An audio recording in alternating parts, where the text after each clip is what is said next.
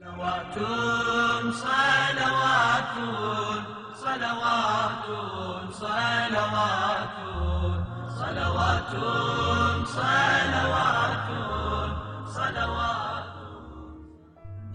علی ایک یہودی کے لیے پانی کا کنواں کھودنے میں مشغول تھے۔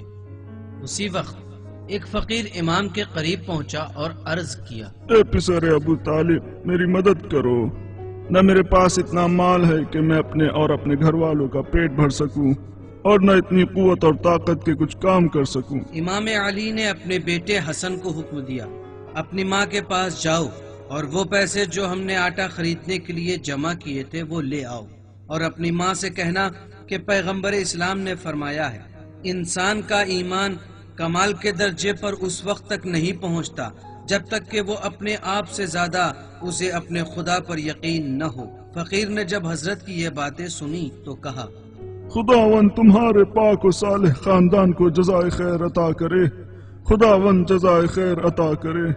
اسی وقت ایک شخص جو اپنے اونٹ کو بیچنے کا قصد رکھتا تھا وہاں سے گزرا۔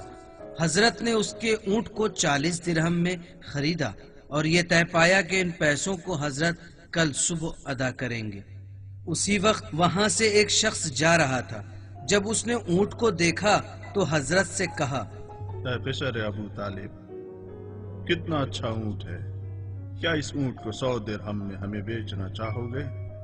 حضرت نے 100 درہم میں اس اونٹ کو بیچ دیا اور 40 درہم اس کو دیے جس سے کہ آپ نے اونٹ خریدا تھا، اور باقی کے 60 درہم اپنے ساتھ اپنے گھر لے آئے۔ جب حضرت زہرا نے پیسوں کو امام علی کے ہاتھوں میں دیکھا تو آپ نے پوچھا، یہ پیسے کہاں سے آئے؟ حضرت نے جواب دیا، یہ خدا کا وہ وعدہ ہے جس کے بارے میں تمہارے بابا نے فرمایا تھا، جو کوئی ایک نیک کام کو انجام دے گا خداوند بزرگ اس کے برابر اسے دنیا میں 10 عطا کرے گا۔